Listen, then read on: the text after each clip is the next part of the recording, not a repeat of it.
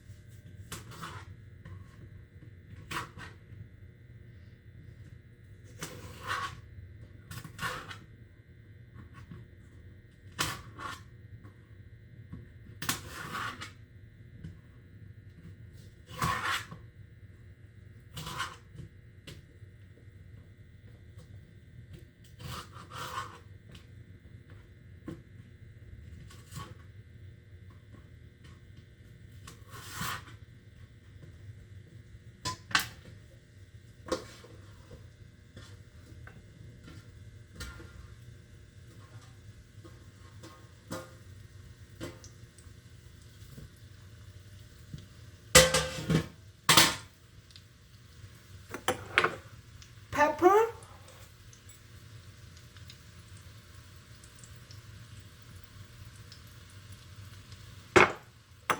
salt,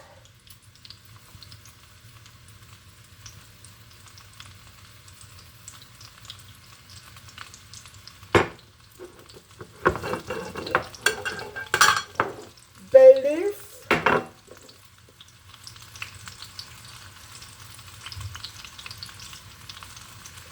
I'm putting that much in, guys.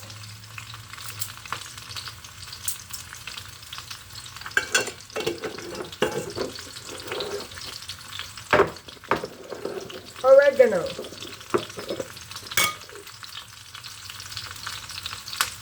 a couple of pinches,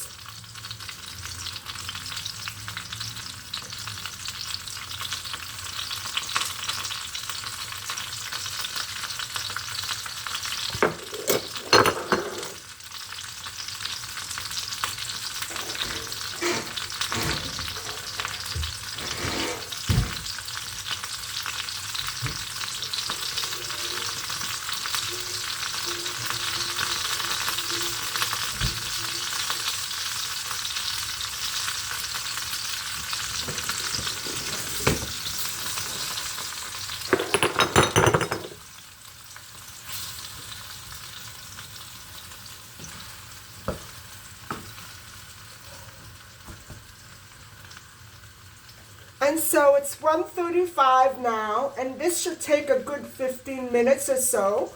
So it's on the highest heat, and I hope I don't find hairs in my red pepper. And so I don't know what to talk to you about while we're waiting, but I think I'm going to sit this one out. I was actually up until about midnight last night, 11:30 midnight, washing floors, which are still not clean. And guys, I just washed them last Friday. Was it Thursday, Friday? They're black. That's very good evidence that I had probably 2 or more people coming through here with mucky, because it was raining that day, with mucky shoes. So I know I make a mess, and my cat makes a mess. The plants are a mess, but the hallway, I just washed it last week. I don't understand it. No, I do understand it. Anyway.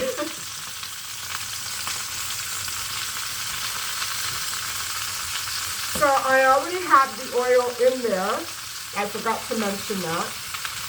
About a quarter of a cup. I'm starting with that, and then I'll gradually add more.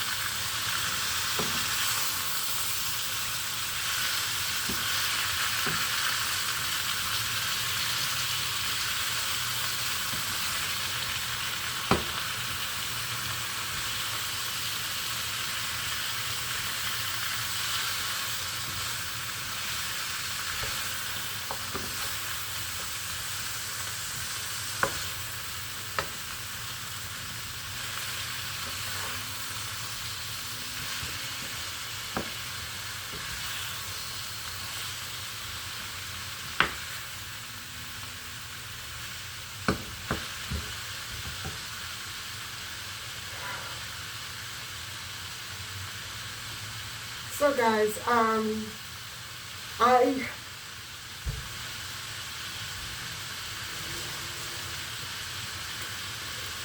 newsflash, I have a lot of pizza, and actually I'm going to get rid of most of this. I'll keep a couple more of my favorite, like the red one and the one with the ham and olives, and I'll just throw away the rest because it's too much.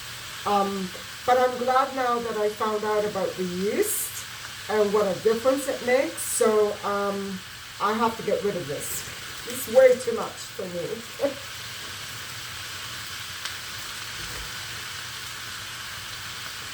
And actually, this is all the pulp I have left over from 200 grams of tomatoes.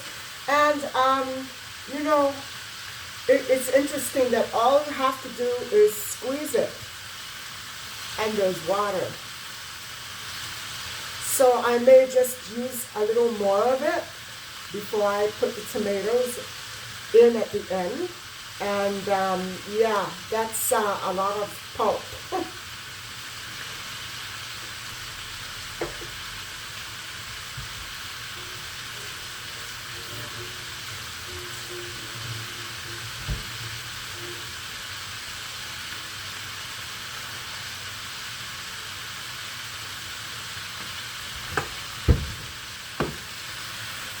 And so, you know, I would be so interested in hearing from some of the people out there, either a subscriber or anyone, what your favorite Italian dishes are. Okay, other than pizza, we all love pizza, don't we? And that's pretty Italian. It's also Norwegian, Swedish, German, and French. But besides pizza, what's your favorite Italian food? Tell me, because I really want to know. And you know, my mother, she was always interested in making new dishes, but it got to the point where she was putting on weight, and people were treating her different sometimes. And you know, when you're an older woman, I know myself, that's how I feel. You don't like to get too much into cooking if you're overweight and you're, you know, not feeling great about it. Or maybe, I think she was pretty much not so well healthy, health-wise at the time. Her health was changing as she got a little older. And so her cooking days, especially after my dad passed away, and I became vegetarian, I guess she missed it. She missed cooking for my dad, and you know, she missed cooking for my friends because it got to the point where I didn't eat anymore. And if I ever did eat out, it was very little. The food and the meal times here after my father passed away became chaotic. My mother cooked for herself. I would cook on my own. It wasn't meal time anymore. You know what I'm saying? When we had the house, it was every night at 8 o'clock, 8:30. all of us, and usually there were more than my mom and my dad and I, because after I turned 18, it was company every night, meeting my first boyfriend, and then before that, my cousin and her fiance, not her fiance, but my cousin lived with us for almost a year, and she was like a sister to me. I hope that we can remain that way forever, because that's the way it should be with families, you know? And I hope if I ever do anything wrong or upset anybody in the family in any way, I mean people that I'm talking to, I hope that they point it out to me and I try to correct it as soon as I can, because it's not good going years and years without speaking to family members. And not if you can help it. If you can't help it, you can't help it, you know. But anyway, she met her fiance, not in university, but while she was at university. And it's, you know, guys, university is so wonderful that way. It brings out the best in a lot of people. And I know that she was taking a full load of courses. And at the time, I remember he was a firefighter. He was training to become a firefighter. And he was also in construction. So he was out always at the house. I was about 15. Yeah, I was 15. I think she started going with him when I was 14, but when I was 15, she moved in, and I was so happy, guys. She was always like a big sister to me. She was she was one of the flower girls at my mom's wedding, and I remember her family lived right around the corner from us when we were on Corso Italia, when we had the business. And so were my other aunt and uncle. And I think gradually, one by one, we all moved out of the area. But it was unbelievable how we were all very close-knit at the same time. And I think, guys, that's why I'm very attached to Corso Italia. Very attached.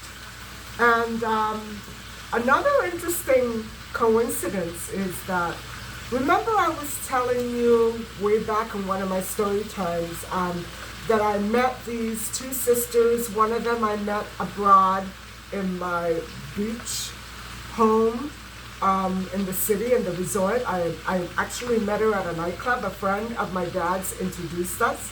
And then she came to spend the next day with us at the pool. Do you know where they lived? Right up the street from where I grew up. They were there all those years. And it's funny that it wasn't until years and years, decades after I moved out of the area, that I actually met her and her sister. I met the entire family. Her dad was passed away. But she had brothers and she had a sister. And her mother was a real typical Italian lady. And I remember they cooked with a lot of peppers as well. And they were Calabrese or Sicilian? I think they were Sicilian. And actually they were very nice. I love being around them because they reminded me so much of my own culture. It was very familiar to me. I loved going there. And when we used to go out to the nightclubs, I would actually drive up there and pick her up. I loved driving right through that little piece in St. Clair, and you have to go in one street and out the other because they're all one-way streets, either this way or that way. So you can't really go pick somebody up and then turn around and go, no, you can't. You got to go all the way around. But that's the way it is there. And you know, I have so many fond memories of getting together with friends and my parents and family and other store owners and shop owners. And we used to have parties. I remember, I told you in the other vlog where I was walking around Corso Italia, we used to have parties at the Bank of Montreal, in the party room in the basement there. I remember my mom had her birthday there. I have photographs of that too. And I have a photograph of my cousin who lived with us. She is standing next to the store owners of the children's shop and their daughter. It's unbelievable, guys. All the memories that are meshed together. And food. Food is a big part of it. And I remember, you know, every weekend my parents and I would go to the restaurant. And that's the way we did it then. When I was 7, 8 years old, either we would go there just on our own on the weekend, or we would go there with the soccer team, because my father at the time that I was 7, 8 years old, he was training a youth soccer team for boys. And it was always, the practices were at Lansdowne Park. And guys, I remember even Hyde Park, we used to go there and practice sometime, watch them practice. And then it was Varsity Stadium or various other stadiums. The games became more and more professional as the players got older, and they actually became professional by the time I was, 11, 12, something like that. By the time I was 12 years old, they were professional. Of course, they changed, but I grew up on soccer, and so did a lot of our friends. We know that's how we met them, at soccer. Either they were fans or players, families of the players that my father managed. And so, you know, it was, well,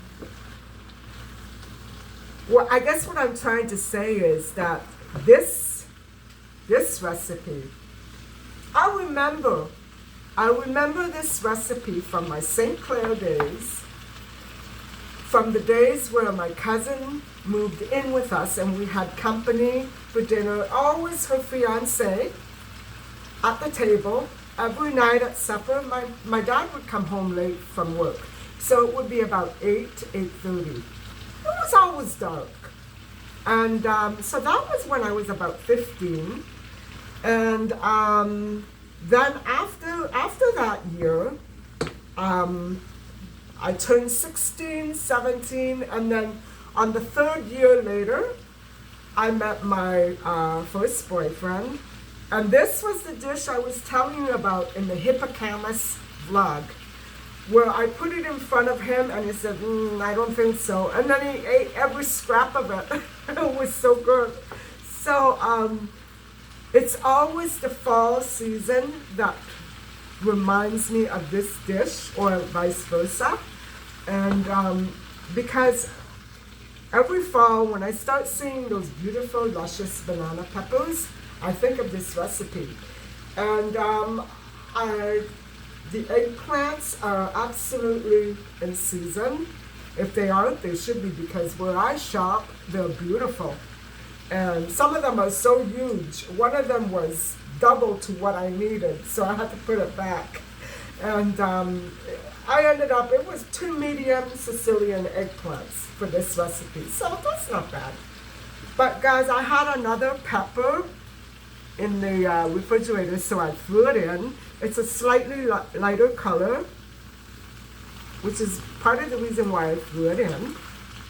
And okay, it's 19 minutes that this has been sauteing, cooking. So this one, it's not done yet. It's still hard. It's not simmered down yet.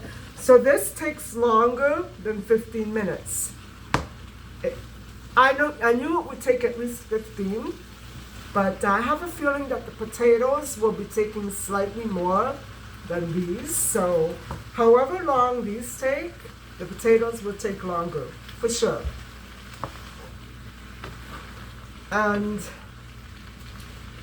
I remember that one of my mom's specialties, 2 of them actually, were, well, my father liked them all: blueberry pie, apple pie, and lemon meringue pie. My mother her specialty was lemon meringue, and I loved it. But I don't want to make those. I don't want to make desserts.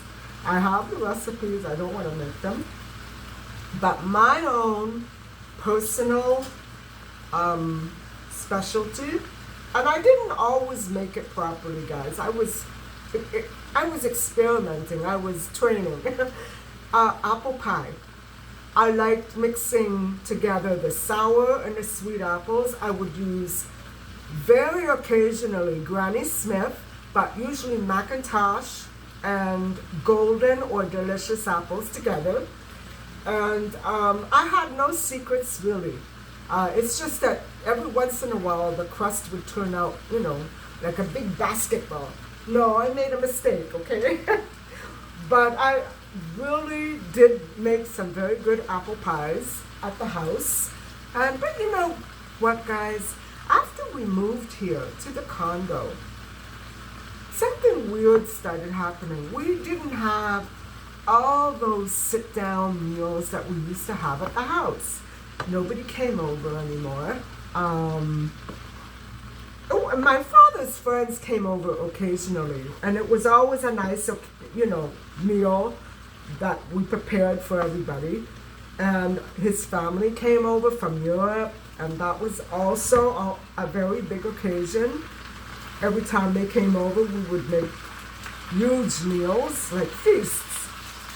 But, in general, day to day, the daily life of eating became very depressing, mundane, and boring. And I couldn't ever put my finger on it as to why. And I still haven't been able to figure it out. Why the atmosphere for meal times changed so drastically. Once we moved here, it could be that the small enclosed kitchen space discouraged big meal eating, big meal planning, and cooking in a tiny kitchen for my mother was very often, not that enjoyable because it made a mess. It made a mess everywhere. And if she didn't clean up right away, the floors would become sticky, and I'm going through the same thing. I washed the floors last night, but I got into the habit of giving it a little wipe every day because it's too dirty, guys. I haven't seen my floors this dirty, and I wash them every week. I haven't seen them this dirty in 5 years. Now, since my mom passed away, because I remember when she was alive, I would try to help her, especially when she was ailing, but I wasn't very good at it, and I wasn't very meticulous. Now I am. I like to be. And when I come home and I see a mess and I don't know why it's there, washing the floor the night before and then there's a mess on the floor. I just don't understand it. I know the cat pukes, but it's not puke. I can tell right away when it's puke. It's just like mucky, sticky stains everywhere. And I can't understand why this floor gets so dirty. Anyway, that's my ranting and raving for today. My dirty floors. But if I had to sit here and wash the floors night and day, 2-3 times a day, it still wouldn't be clean. I don't get it. And I'm going to try and get better at this, but it's a big tip off because it lets me know exactly when people have come in, and precisely, not too precisely, but how many people have been here. And I don't understand, guys, why a person who's not homeless and has a job would want to come into my apartment. What are they doing here that they're too scared to do at their own place? It has to be criminal, right? I'm just guessing, because going the way that it usually goes with break-ins, unless they're abducting people, usually robberies are accompanied by other kinds of crimes while they're in the place. And so that's why I worry. I worry as to the identity of the people who are coming in and what they're actually doing. And so, remember this morning I was telling you how my cord was stolen from my brand new cell phone? So what happens is when I actually am on my laptop and it keeps disconnecting, I'll show it to you. I'll show you what I go through. Every time I try to transfer videos from one device to another, I'll film it. And it never started happening before last week. Never. So guys, I'm still going through the BS.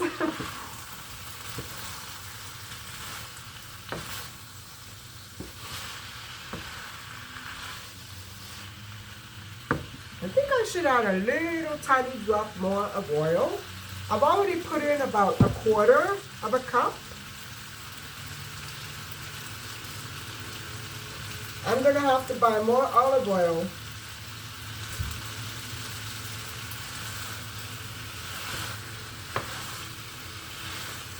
It's still on the highest heat.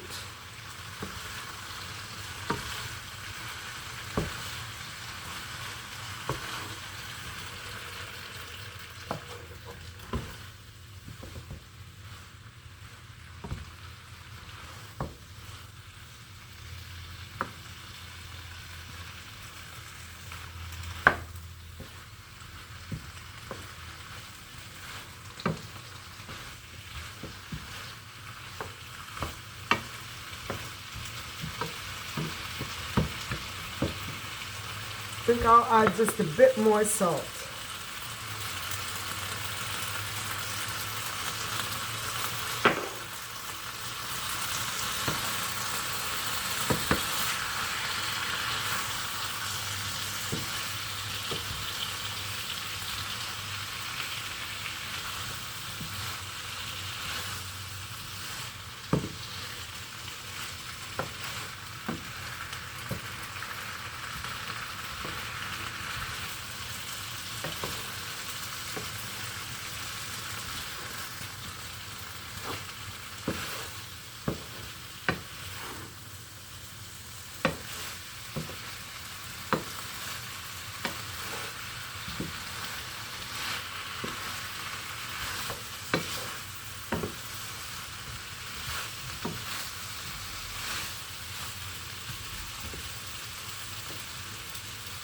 Wow. These took, we're now at 28 minutes. So these took a half hour. I would say they're about right. They're about right. So, guys, thank you very much for watching. I hope you enjoyed my little reminiscing. And please stay tuned.